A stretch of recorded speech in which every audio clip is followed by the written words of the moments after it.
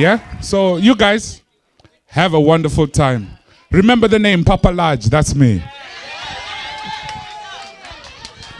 So, today marks 1 year since we lost Harold, and it still feels strange to call his name in the past tense. Harold was a remarkable person, but more than that, he was a connector. He had a remarkable gift of bringing people together, often even without trying. Some of the people I call friends are in my life because of Harold. That's part of his legacy. Relationships that existed because he did.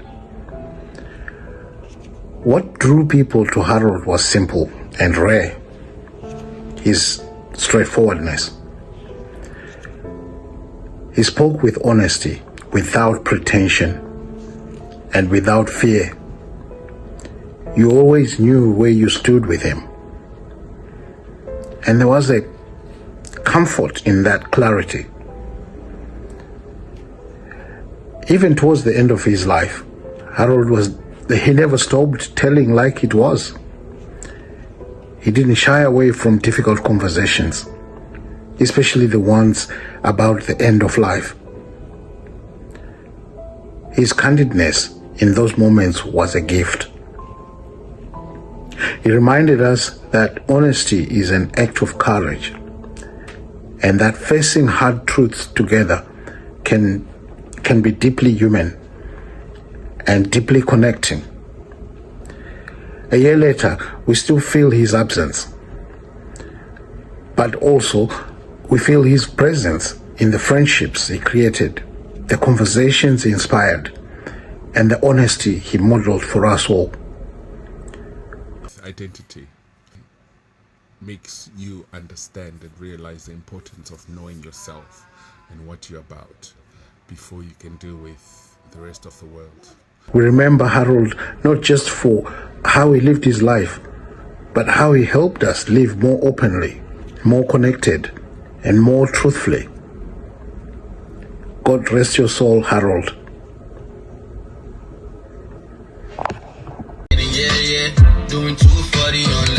What's up, boys? You good? Gang, gang.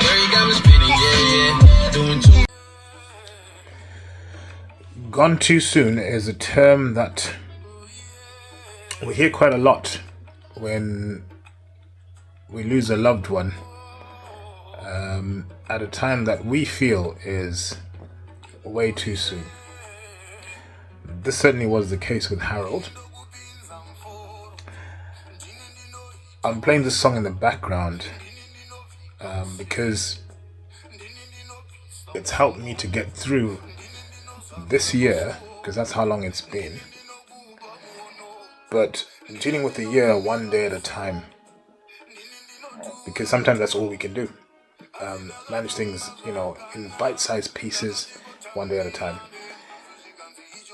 First few times that I heard the song, tears would just come streaming down my face. But with time, I've now started to realize and also appreciate the message that's behind this song, which is around the fact that when we lose our loved ones, they don't disappear, they don't leave us, they don't abandon us.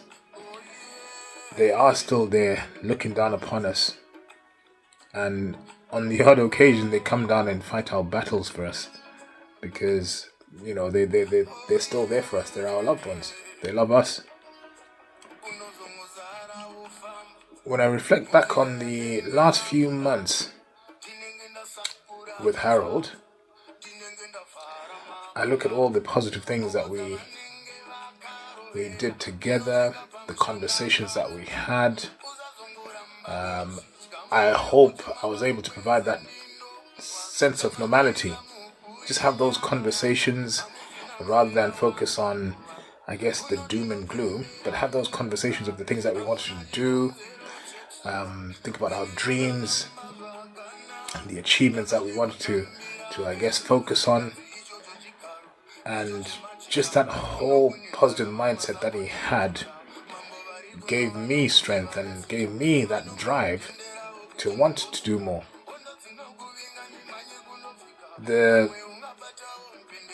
I guess the issue around not being there for his family was always going to be a big factor for him, so not being there for Getty and the kids, if there was something that he could have done about it, I know he would have.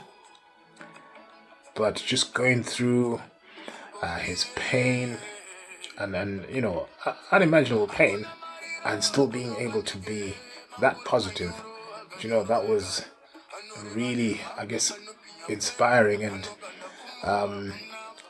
I found that totally awesome and amazing, and that's the person that he was.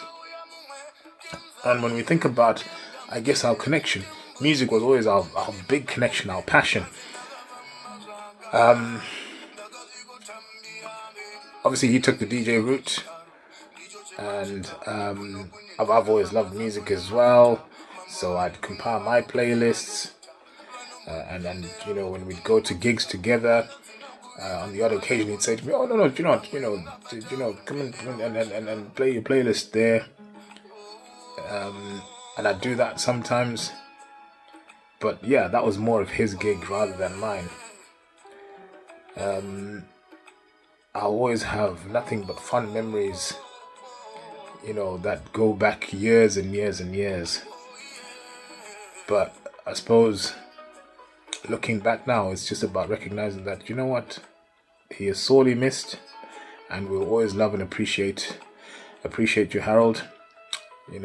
Keep looking after us. Take care. Many of the personal times when I think about him, every time I'm going through a crisis, or he'd be somebody I'd reach out to, and we had a sincere friendship where we were open to each other, and I was able to share, he was able to share. I feel a sense of loss of that. That's a sort of friendship that's built over time. It's hard to replace somebody like that in one's life. My heart obviously is with Katie and the kids. I can only imagine what they're going through as we mark 1 year since the passing of our dear friend Harold Nariwa. We miss Harry. I know. We miss him so much, and we got to have those difficult conversations with him, but he did it in such a way that made it that it was just easy. Yeah. He accepted the fact that he was no longer going to walk the earth with us. Yeah. But we've got those critical points of wisdom and encouragement that will just last a lifetime, I think. Yeah. Aww. We miss him. We love him. And even now, we sit and talk about him and go, "Oh, do you remember that time when?" And it feels like it's a difficult time to talk about, but in reality, the more you talk about it, the easier it becomes, and it heals, and the sadness now. That you've actually, now when I look back and reflect, I think it's only been a year. Even that you've come back on your feet, you've gone back to work, kids have gone back to school, you went back to podcasting, all of those things. Like, you'll be thinking, wow, you've done that in a year? Yeah. It takes people years. Yeah. It takes people years to come out of that kind of grief. Yeah. How can we afford not to talk about death? Plan as if we're going to die tomorrow, but live like we're going to be here forever. Harold was a hands-on dad. He was a hands-on dad. He was a supportive partner to his wife in terms of getting things done in the morning, getting ready to go places. He was aware of the gaps that he filled in the family, the role and the gaps he filled in the day-to-day family routine. He was very aware what his absence meant to the family. So we spoke about that and the frustration that came with that. We spoke about, I need to take the boys to football. can you help me with this? I don't think my wife Gertrude can do A and B and be okay. She'll come and say she's okay, but I think it's too much because I used to do this, and she would do this. My wife's, it has a demanding profession. So he was very aware of what his illness or the inconveniences of his illness on the family. So he didn't, and he appreciated somebody that acknowledged that. Like, I asked him, like, how does that make you feel? Not that you're not able to perform your role as a father to your family, and also your role as a husband to your wife. And that was a real thing. That was a real thing, and that was something that he appreciated talking about. Look, he would then say it. He would make jokes about it. He would laugh, but I think he felt like he'd let it out. He'd let it out, and that people understood that this is, that I understood that this illness was a big inconvenience on his family life, on his role as a father, on his role as a husband in so many ways. But who do you talk about? Who will come and ask you the question when you're in hospital? How are you feeling? What are you missing out? So there was things he needed to do. So for example, there were times where he would say, maybe can you go and cover for Gertrude, she's doing this or she's doing that, little things that were stressing him out. But I think it was opening the door to asking him, what would you like us to do? What is it that you feel you are not able to do at the moment as a father and as a husband to your kids? So that's where our friendship sort of developed. So life and death need to coexist because both of them are part of the whole human experience. Also, I view life as a gift, and we know life is the gift that's bestowed upon us, at creation. And at the end of that gift is death. So those two things are intertwined. And as we navigate through life, it's important that we befriend, we sit comfortably with death, we sit next to it, we welcome the conversations, we make it okay to talk about it, because none of us are getting out of this world alive. And death is an exit, not necessarily an end. I had the privilege to pastor Harold a couple of years before he went on to glory, and I'll just highlight a couple of things, even as we spoke about difficult conversation. And I remember one of the days he came into church. I think probably the first time after a long time off, when he was battling the sickness, and he came very courageous and really began to thank God, for the journey. Begin to thank God for the diagnosis. Begin to thank God for what he has been through. Why not singing? Has come to pass. See what the Lord. See what the Lord has. What you waiting for? What you waiting for? Has come to pass. Has come to pass. See what the Lord. See what the Lord has. Hallelujah! Come on, put your hand. And renewed his faith in the Lord publicly. It was a very emotional day because it changed, but inside it was being stronger. It was being stronger, and we prayed for him and we encouraged him.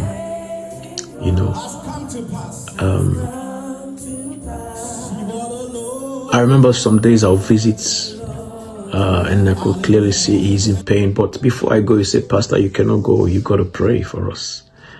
Those are things that humble you, that his love for God, was still intact.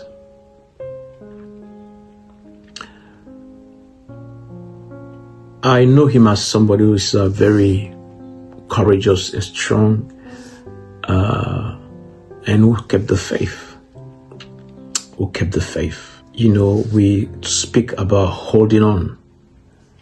You know, no matter what the report says, holding on, and he held on to it. And God had his way. And they were difficult conversation, difficult visitation at times. But we give God the glory for, again, someone he has empowered to make other beliefs that God is still in the business of strengthening you even when you're down. And I want to pray for someone watching this tonight that probably you're not fighting cancer today, you're not fighting a terminally ill disease today, and it could be something else, but whatever. When my terminally ill husband said to me, listen, Getters, I am dying.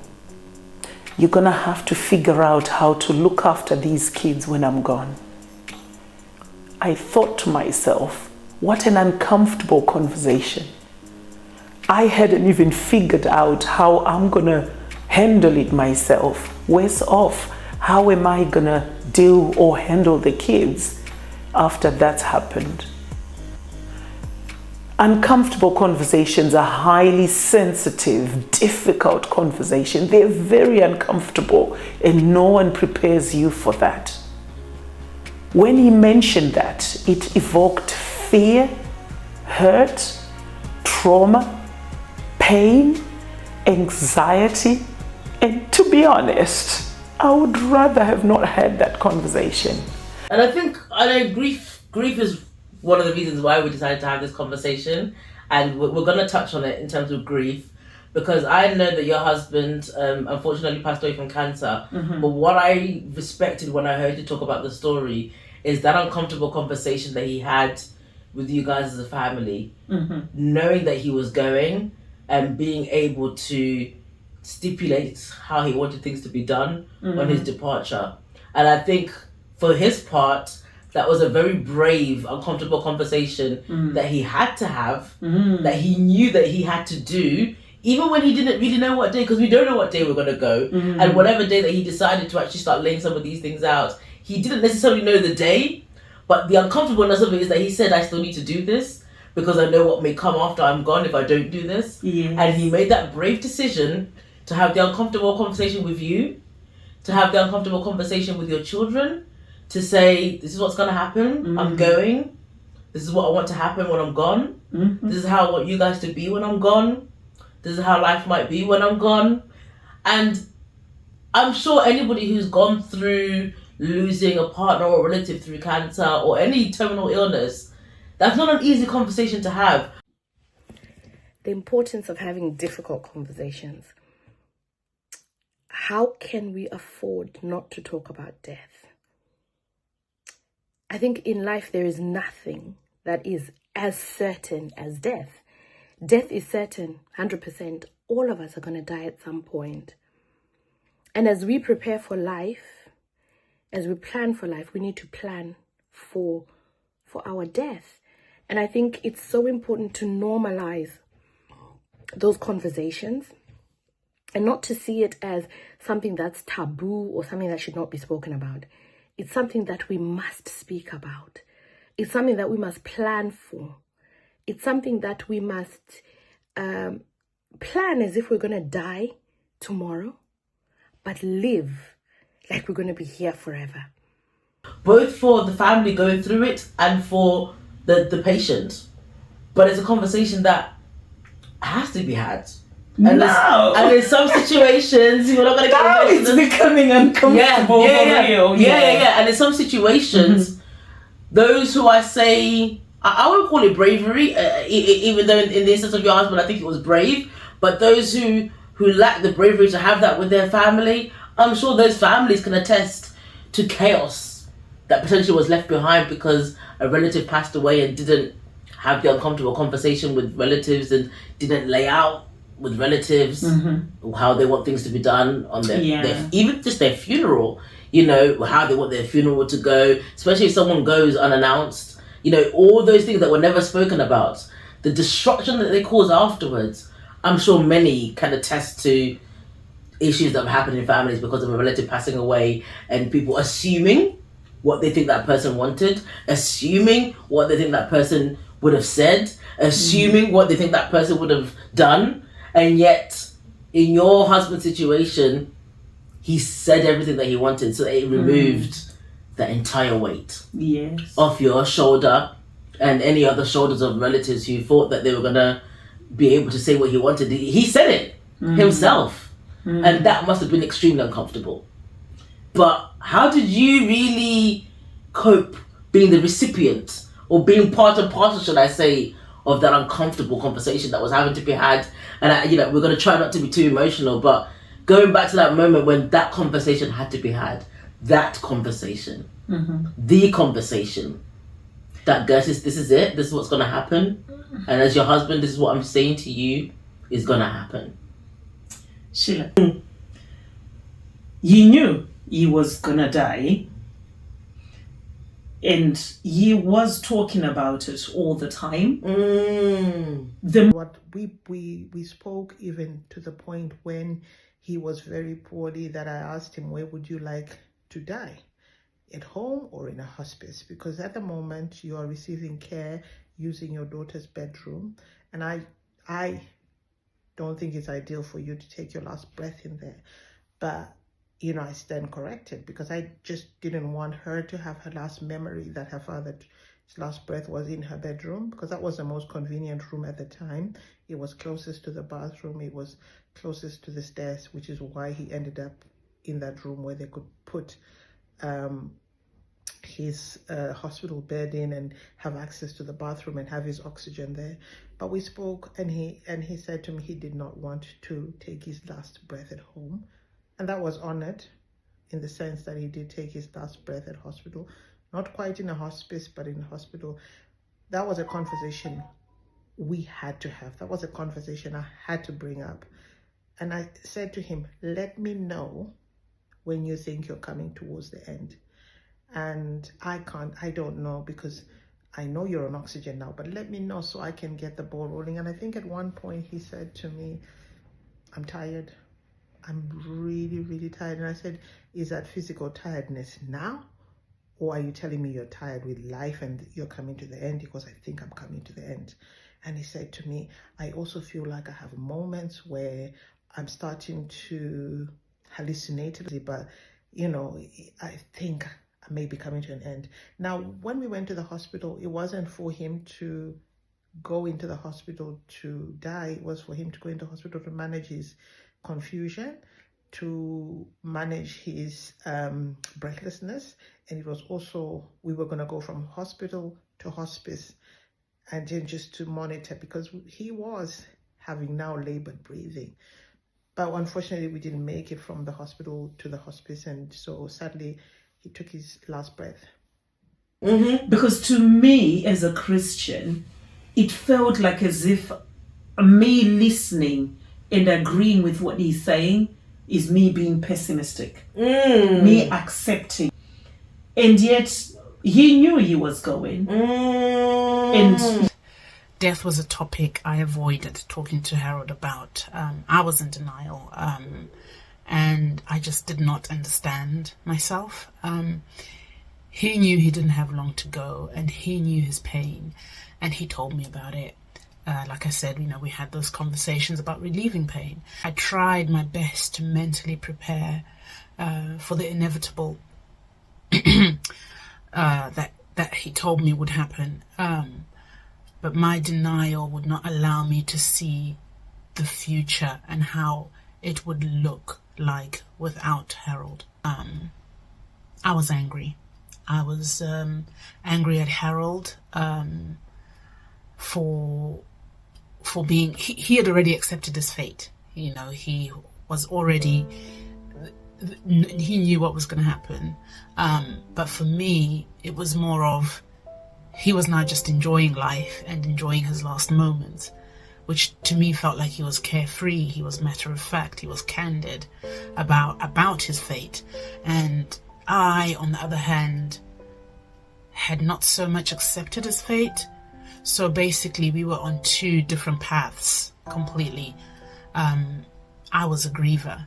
I was grieving for someone who was still alive, and I wanted him to be serious, I guess, but he couldn't be because he wasn't a griever, so I was just angry, really, angry at God for allowing this to happen as well. Because you guys, I feel sorry for you. I'm lucky that I know I'm going. As a result of that, I can talk about it. Yes. But you need to be talking about it. Yes. Because you don't know when you're going. Some of you probably have plans. Yeah. Some of you will probably go before me. But the fact that I wake up every day being alive, I'm grateful. Yes. You wake up every day taking each day for granted. Wow. Because you think you own life. And I think it's so important to normalize those conversations and not to see it as something that's taboo or something that should not be spoken about. It's something that we must speak about. It's something that we must plan for. It's something that we must plan as if we're going to die tomorrow. So we live as if we're here for eternity. We enjoy every moment, we enjoy every day. But we plan our lives and we're able to have those conversations. I think I was talking to Getty and saying, you know what, when Harold was sick, we did have those conversations soon after the diagnosis. And I said to him, do you want me to come around so that we can start to do the preparation? And he said, I'm not ready. I'm not ready for you to come and do a will and speak to me about it. I'm not ready. And I think he had to come to a time of acceptance because he had a diagnosis and he had a prognosis. But when you are at your fittest, at your healthiest, that's the time to talk about these things because there's no pressure. He was even saying to me, right now, do you even know what your brothers want when they die? Where are you going to bury them? And I'm like, and he was like, go ask them. Yeah. Your job right now, whoever you talk to, ask them, because just because death is scary doesn't mean it's not going to happen. Yeah. And that's one thing we all have in common, death. So he was in a very weird privilege of knowing when he was going to die, as in any time from each day that he lived. But So that's the he's- thing, sorry to interject on you, as a Christian, surely that's what actually we should all be doing every day. But Because we don't. we're told, Scripture tells us, you don't know when the day will come.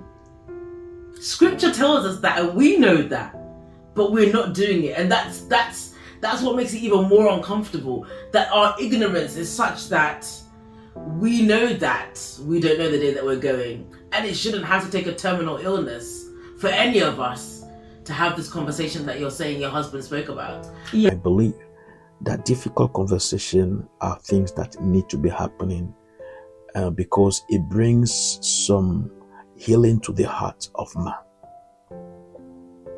And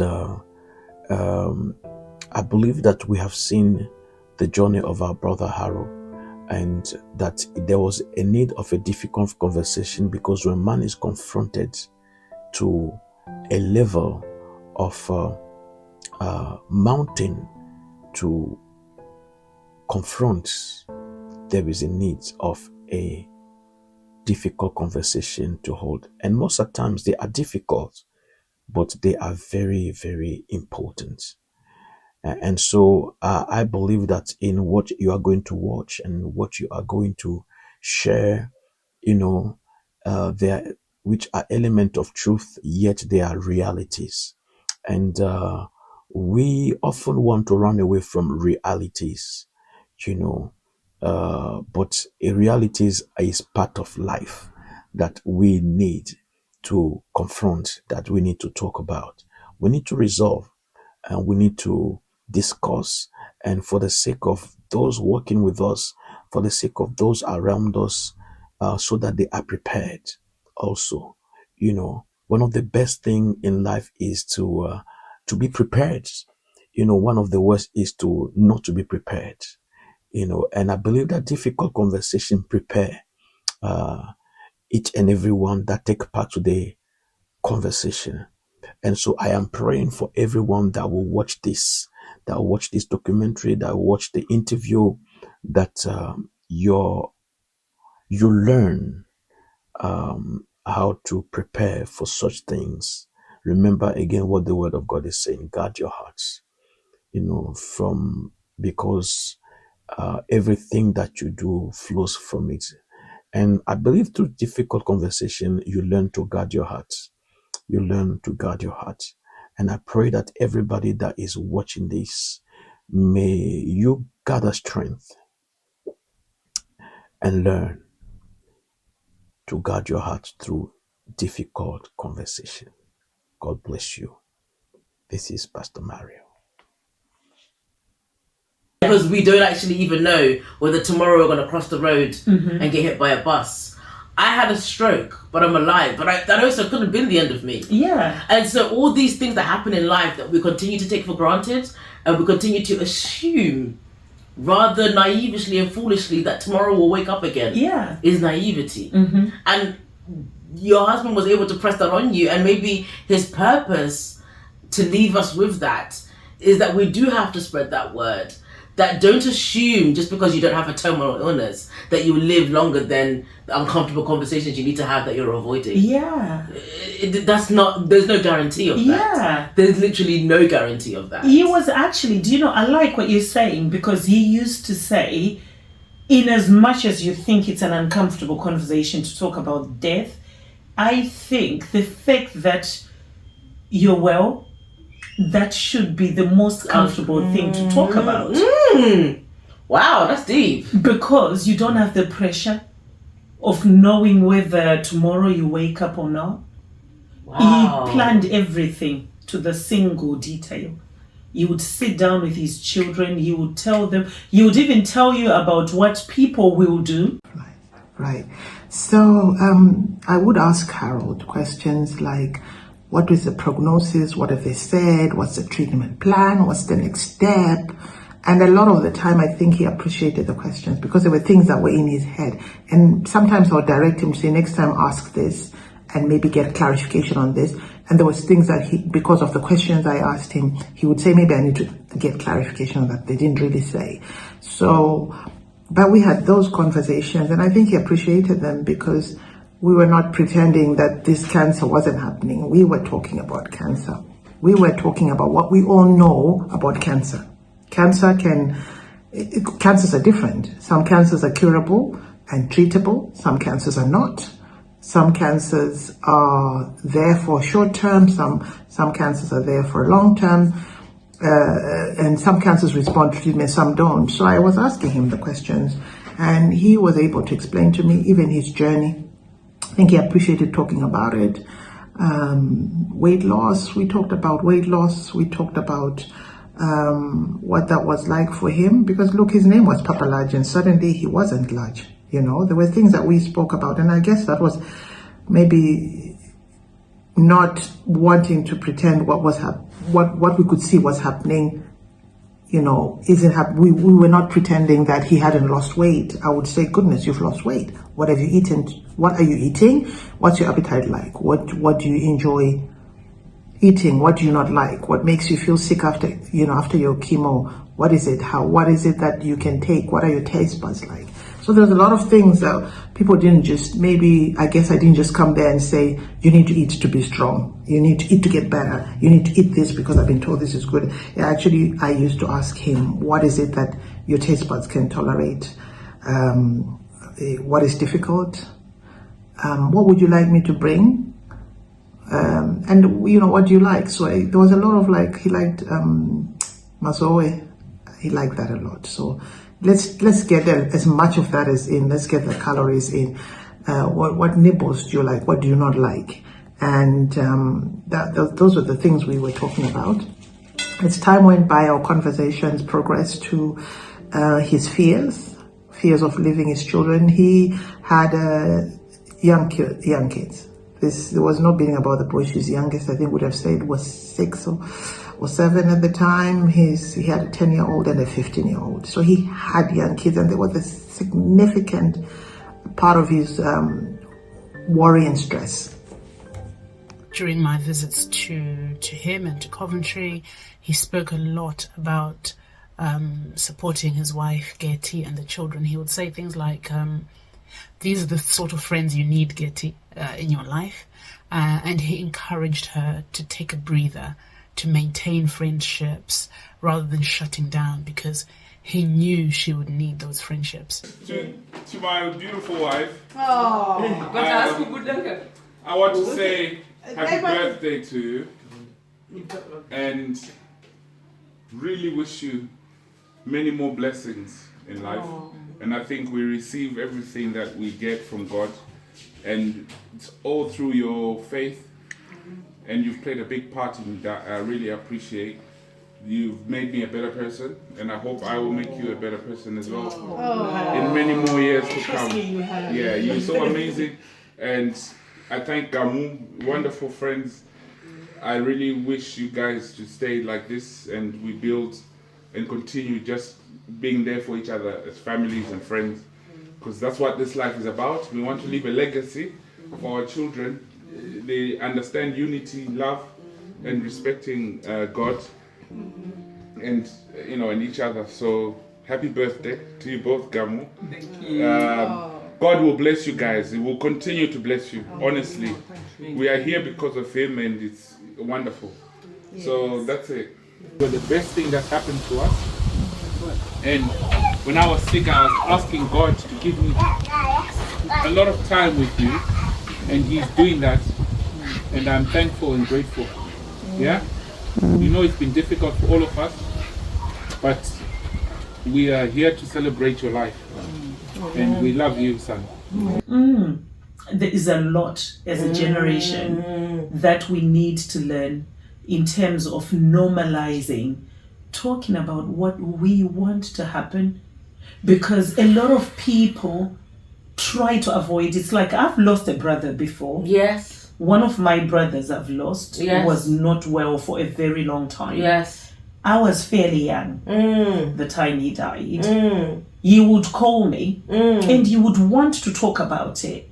Each time he started talking about, when I die, I want you, I would just walk away from that room. Wow. And I would bring him a cup of tea or whatever it is, just to make him avoid talk about it.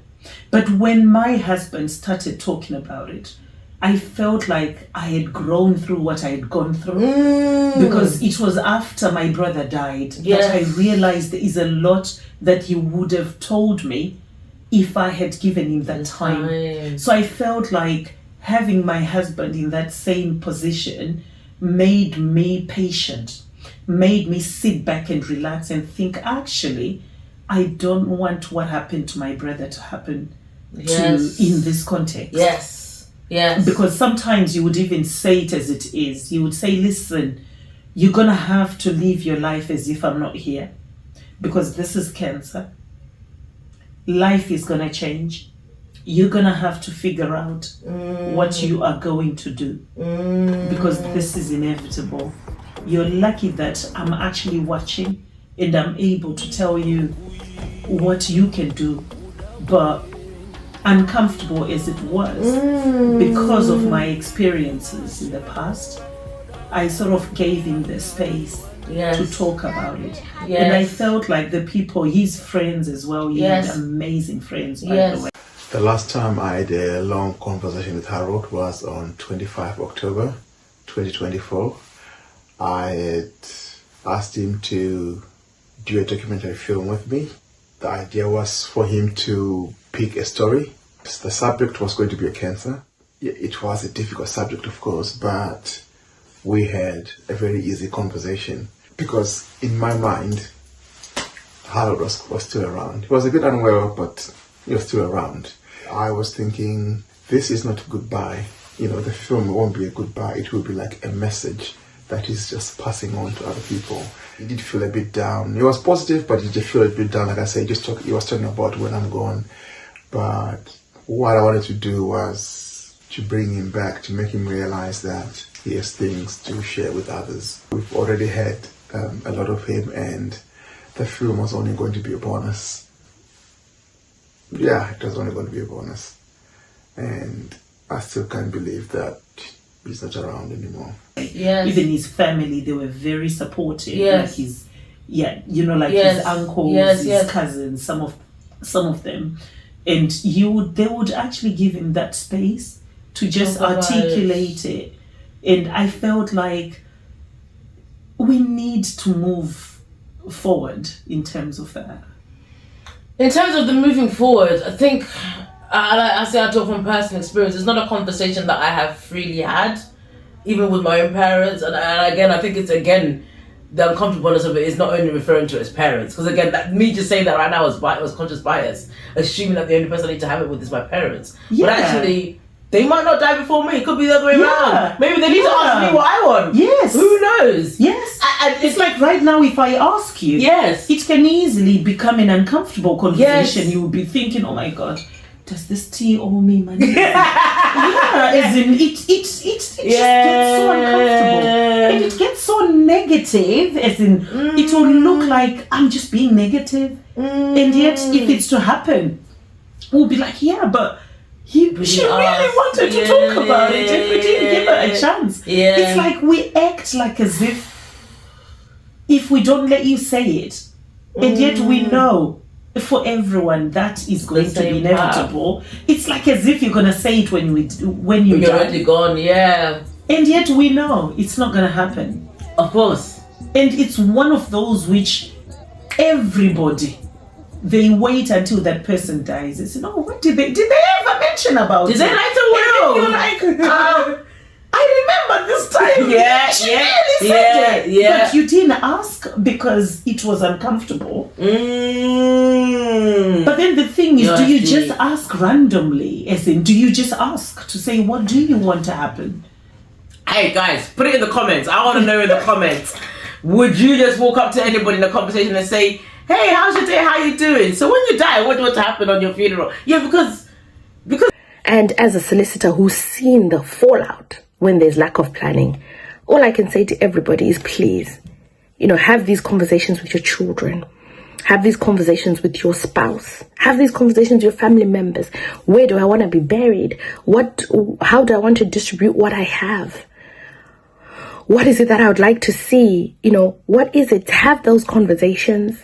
Write them down. Make sure they're secure. Have peace in yourself. I know everybody knows what type of funeral I would like to have, because I always talk about, at my funeral, I would like to have this. I talk about it just in conversation with the children. So I know that my wishes will be carried out. They even know the songs that I would like. They know the worship leaders that I would like. I tell them, I hope they'll still be alive. If they're not alive, then they'll just take somebody else. But there's so many things that it's important for us to just normalize it, having those difficult conversations. And I think it's so much easier when you don't have death looming, because you're dealing with the prospect of dying. And so talking about it as well becomes more difficult. But when you talk about it, just ordinary conversation, I think it's so much better. So, Harold, we miss you, eh? And it's been a year. And it was just, sad. Just the finality of death. It's something that we can never get used to. But it's something that we need to talk about more and more and more. Why not? And why not? Yeah. And for immigrants as well. Yes. It's like we grew up in our own countries. But we've grown up in this country as well. Yes. So is it something that you want to go back? Or is it something that you want to be here?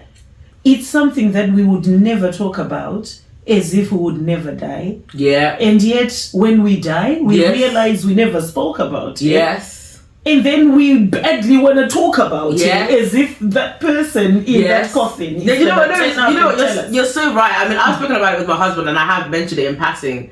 that I want to be cremated. Now, I don't know culturally where that sits religiously, but I've personally always said I want to be cremated.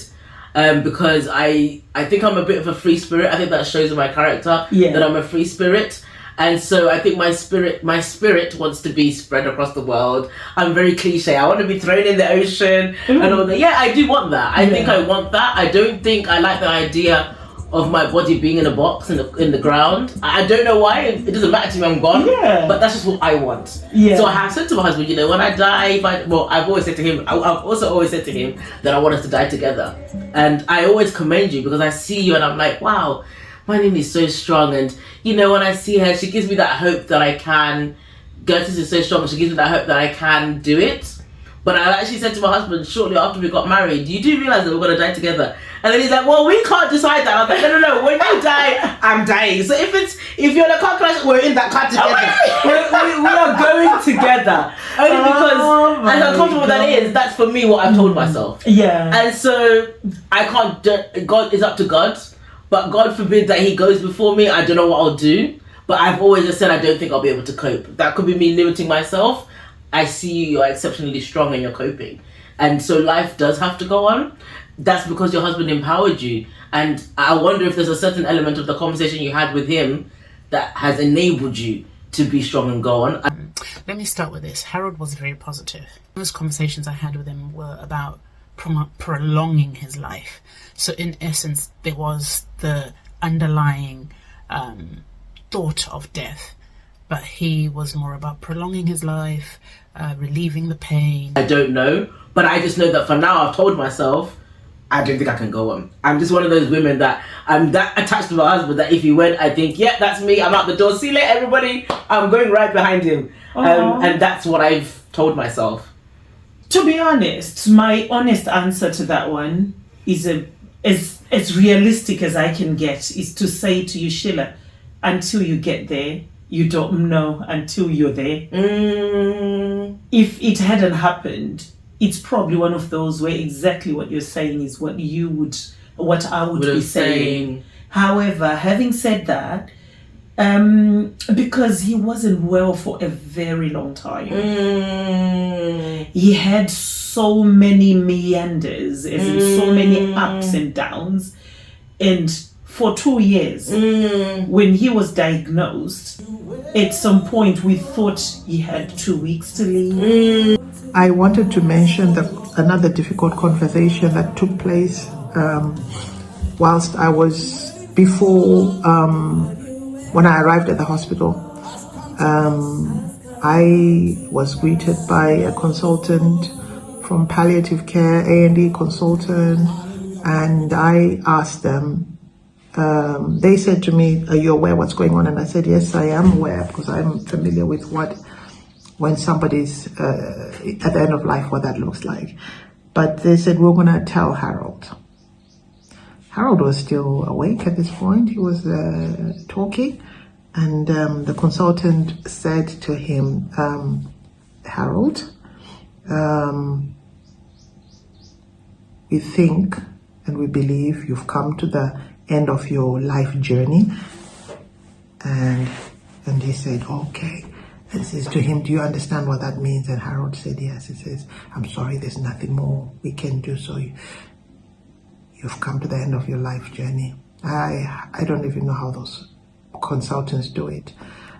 He did cry. The consultant had formed a sort of a bond, so I could see his eyes watered, and as he spoke to Harold, and then left. It was done in the most empathetic way possible.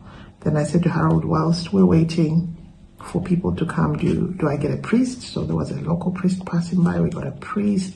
Harold got an opportunity to read his last rites with that particular priest. There was another one that did come later on when his wife was available, but he had another one come in at the beginning. When I say difficult, it's not that we didn't know or she didn't know that he had an aggressive and difficult cancer, but it's the news of being told your person is going to die today. And that was difficult. So, and I think from there we brought his oldest son.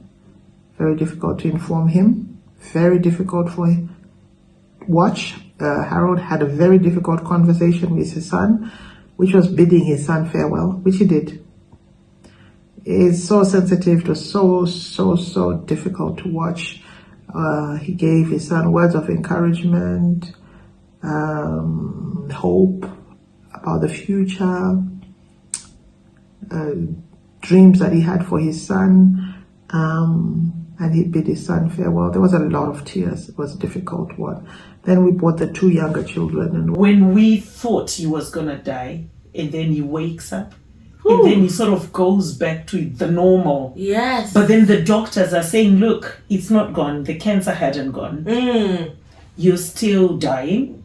As in, you are actually living beyond your timeline. Basically. They've got a way of saying it. That's as good as I'm sounding. Yeah. But it's like us knowing that, or him knowing that, gave him that sense of gratitude.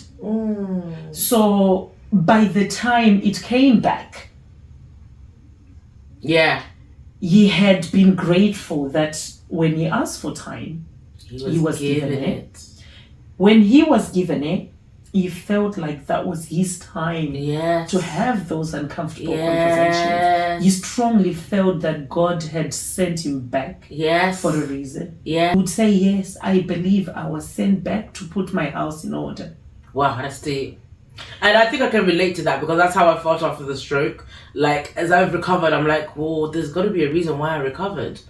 I can't have recovered for my own enjoyment and my own purpose. God just said I need to come and do something.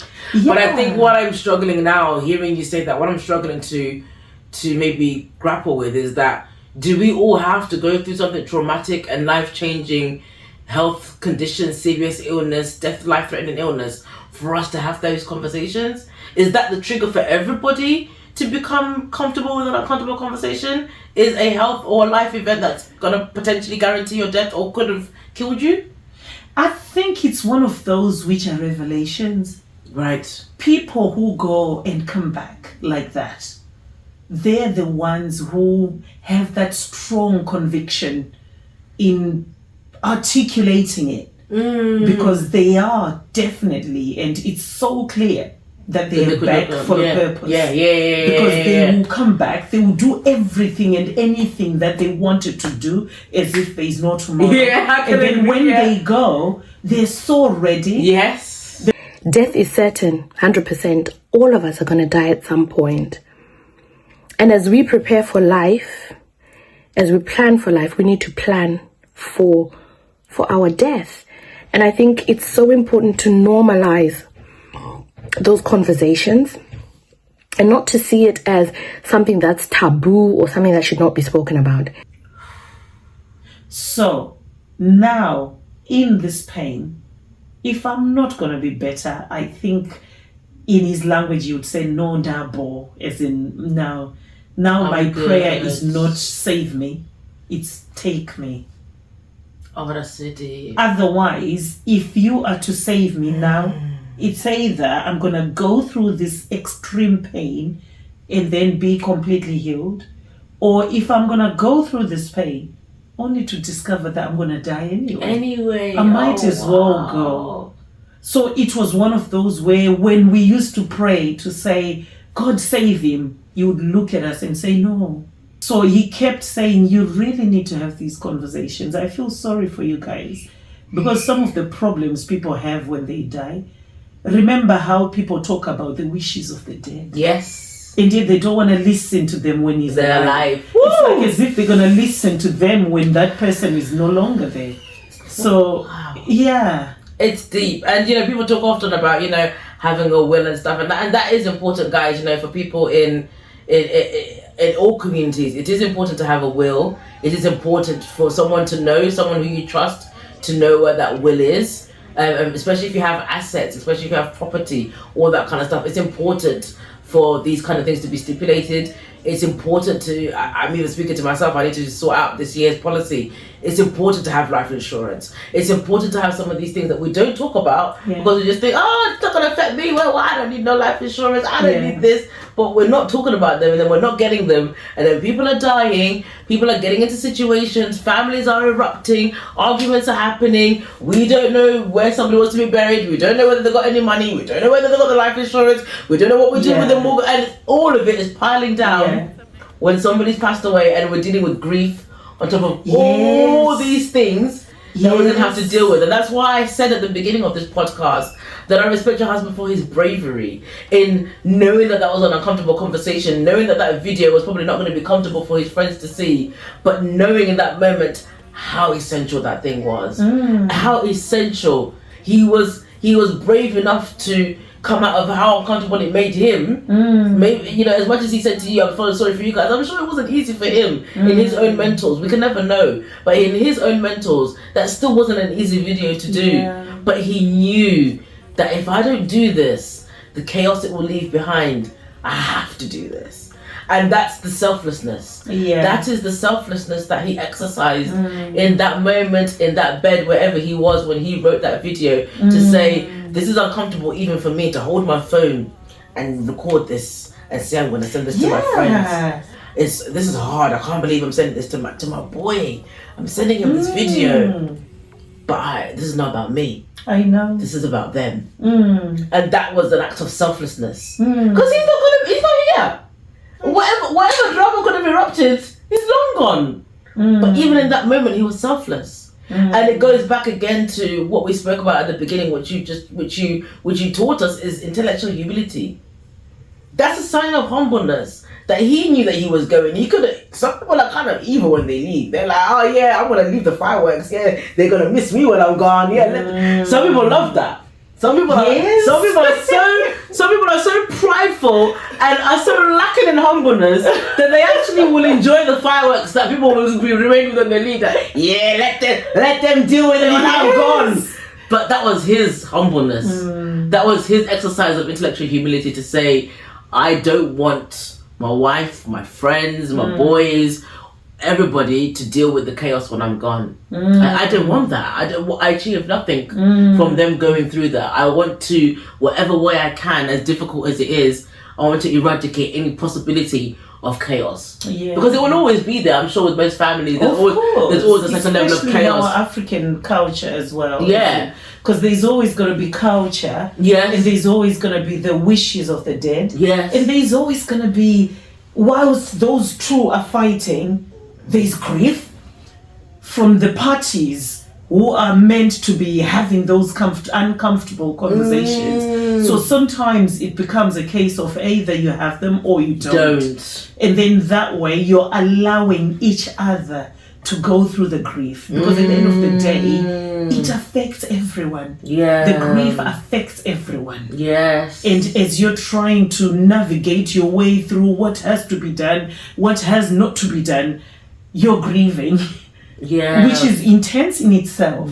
So sometimes it becomes a context where you actually decide whether to have the uncomfortable conversations or not to have them, or let the dust settle.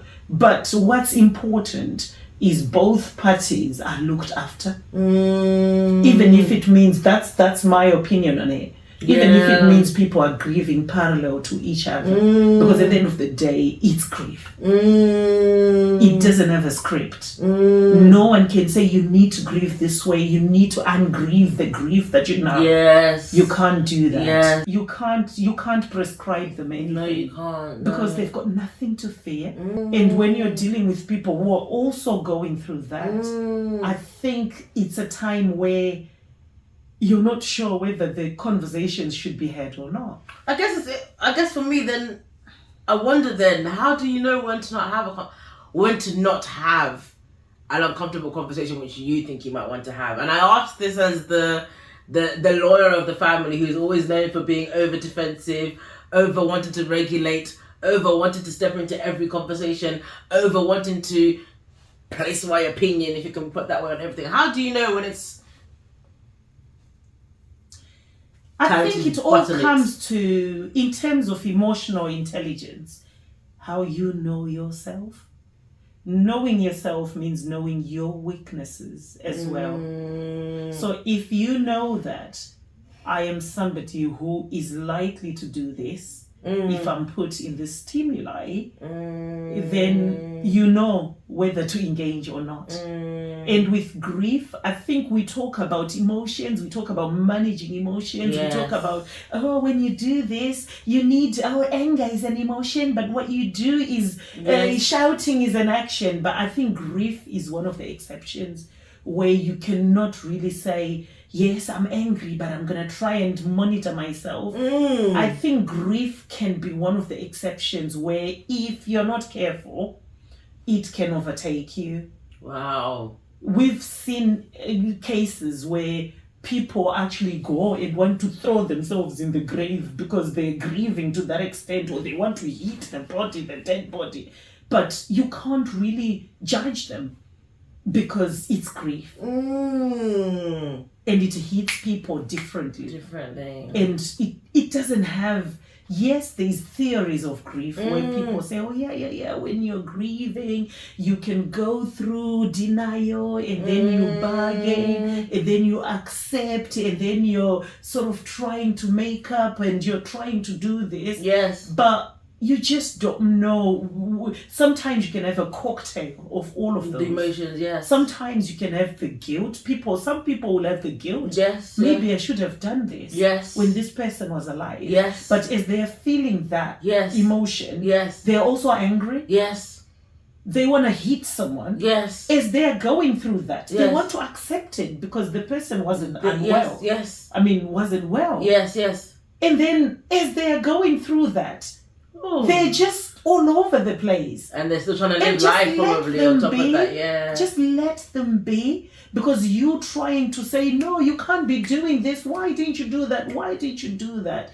You're actually giving them a prescription and they don't need it, because let them be, let them go through the process. Yes. Let them, and you're also probably going through that, and you've got to let them, even if it means you're avoiding that uncomfortable conversation, because you're trying to let them be. You're trying to also understand what it must be for them as well, in as much as it is also a certain way for you. Yeah. So I think that's self-awareness. Yes. Because a lot of people think emotional intelligence has to be, yes, you're not fighting, yes, you're not doing this. Yes. But sometimes it might be that you're letting yourself be, especially with grief, as in sometimes you feel like you want to cry. Yes. Cry? Yes.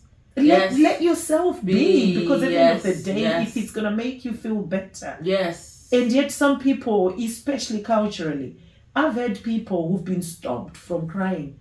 Do you want to bring them back? You want to bring their soul back to life? Why are you crying? When are you going to stop? Yes, you can cry and get to a point where you stop. But if you feel like that's how you feel like grief, it's an outlet. It's an outlet, I think people should just let you be. Yes. Because at the end of the day, that's emotional intelligence. You're managing yourself. Yes. You can even drive yourself to a place where you cry, cry. After that, you come back. You're talking, Sheila, what's up? Yes. Are we going for dinner? Yes. What? And yes. Then, yes. That's it. Yes.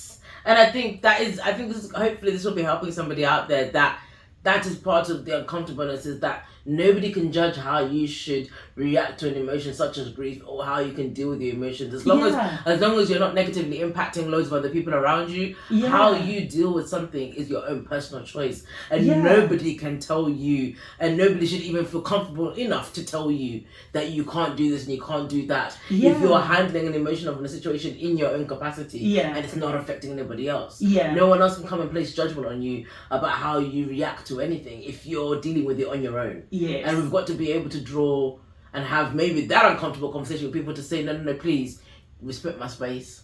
In terms of you're not directly attacking someone. Yes. So you're not going, I'm going to hit you and I'm allowed to hit you because I'm grieving. Yes. Or I'm going to swear at you because I'm allowed to swear at you because I'm grieving. Or I'm going to rob your money because I can rob your money because I'm grieving. That's the kind of things that I mean, where if you're doing things, if your behavior is just particular and somebody's being offended, no, that's their own problem. That was their own problem. But if you're entering their space to be aggressive, then that's a different situation. But no, I've had friends now, quite a few of my friends actually, and people that I know have lost their fathers. And they've all grieved in different ways. And for me, who has their dad alive, it's so scary for me, because I'm also thinking that I'm at that age where, maybe my generation, most of us are going to start losing their fathers. Where we're at that age now where we can't expect our parents to be alive forever. And I've seen different friends grieve in different ways. And, one friend in particular even confided in me and said, oh, someone had the cheek to ask me on, I think it was on social media, that, you seem like you've gone back to normal or whatever, because she went out for a meal. And it was like, I actually had to empower her. And I said, don't let people talk to you like that. They don't know what you're doing. If you've decided that you are going out for dinner tonight and you're dressing up or whatever, that's what you want to do. If you want to go shopping, if you've got the money. Yeah, and that's what you want to do. And it's like, make you feel how better. dare people actually even have the cheek to comment to you to say, oh, have you finished grieving or so-and-so because you're out in a nice restaurant. You don't even know what their emotions are in that moment. And it's so hurtful that sometimes as humanity, we can just interject into someone's peace like that without even knowing what strength that person had to get up, to get dressed, to put on their makeup, to decide that today is the day I'm going to take myself out to a meal, after all the days of me crying. And some randomer just comes in and just throws in a comment anyhow that will bring you right back down. And you don't even know what it took that person to get out of the house today and say, today's not the day I'm crying, today is the day for once that I'm going to get up and just look after myself. And people need to respect boundaries. People need to respect how they approach people who are going through grief. And just understand that your idea or theology of how you think somebody should be behaving in a situation, it does not determine or is not the be-all and end-all of how they will behave. And you are nobody to pass judgment on how somebody grieves or how someone decides to grieve. And especially if they've probably had the uncomfortable... Because sometimes people who are able to do that, like how I say you bounce back, it's because they've had uncomfortable conversations. And so they're not walking around with the guilt. And often the ones, I think, that's my theory, I could be wrong, but often the ones who are crying and weeping the most, it's because they didn't have those conversations. And so 6 months down the line, they're still bawling out their eyes, but because they haven't had the conversation, and they never had it with the person that they lost. And so they're constantly walking in grief. Whereas other people are grieving because grief is painful, but they actually are trying to see the light of day because the hardest part was already done. The difficult conversations were had, so you don't have to spend all of your grief dwelling on conversations, because at least that part is kind of like been dealt with. You can deal with the other stuff that grief comes with, which is the flashbacks, which is I can't imagine what it is. The memory when you just look at something random and think, oh, if he was here, he would have done that. That's gonna come naturally. I know. Look how we struggled to just set up everything. We're so used to having him setting up for us. And grief was gonna do that. It's gonna bring so many situations in life, even in 10, 15 years down the line, where you'll think about him. And the last thing you need on top of that is dealing with grief because of a conversation that was never had that you keep on going on about. So I think for anybody out there who is wondering whether to have that conversation with somebody about anything, but it's uncomfortable, is that, the courage to do it can free you for years to come. The courage to do it can free you from so many things that you could be confused about and could be stopping you living the best version of the life that you can live in the circumstances. The best version of the life that you can live. I mean, I totally respect the fact that you were able to travel this year with your children, take them on holiday. All of those things, I do believe from the outside looking in, are because of this uncomfortable conversation. It stemmed from the basis and the foundation of which you were left when your husband passed away. Realizing also that this life is short. Because he always used to say, you're going to have to figure out how to move on. Because at the end of the day, it is what it is. No matter how you're going to feel or what you're going to do, these kids need looking after. Don't expect much from people. Those people who want to be helping you will show up. But the minute you start having expectations, then you've lost it. You will start getting entitled. You will start thinking people owe you things when they don't. They've got their own lives. You've got this life. You've got this life that you have to take on with or without anyone helping you. If you try to do things without expectations, you're going to be more grateful to whoever is going to put themselves forward, showing up to support you because you're not expecting anything. So I felt that was so profound, and I live on it. And it's so true, as in, Yeah,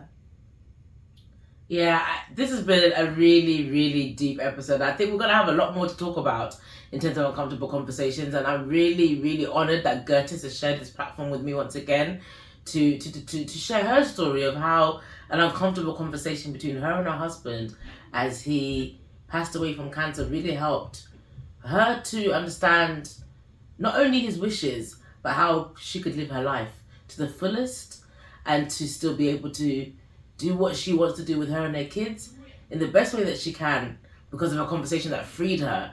And this conversation has freed me. And I hope it's going to free somebody else out there as well to just be empowered and encouraged to have that conversation. Just have it. Think about it, dwell on it. For those of you who are religious, pray on it. But at some point, really think about having it, because we're seeing and we're discussing how impactful that conversation is and how it can change so many things and really resolve so many unnecessary issues within our families, within our cultures, even within our workplaces. We said we'll probably touch on that in other episodes, but just really think about having those conversations, guys.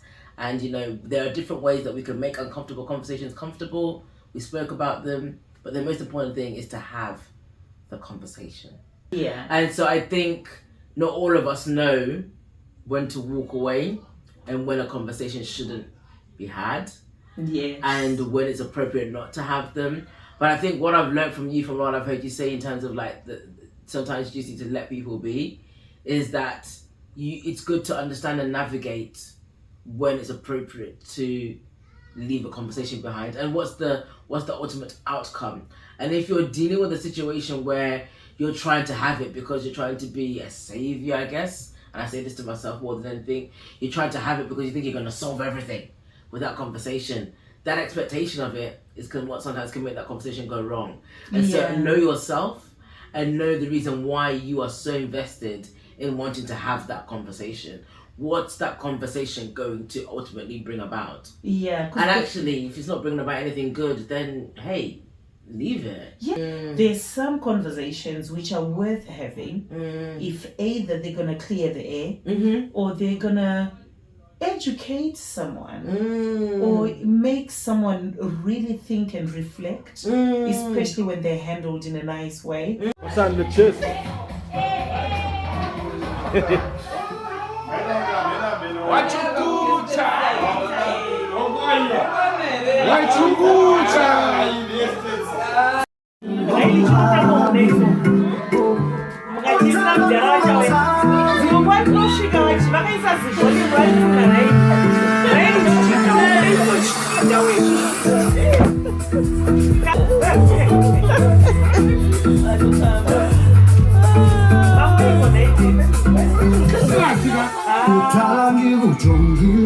It's Christmas.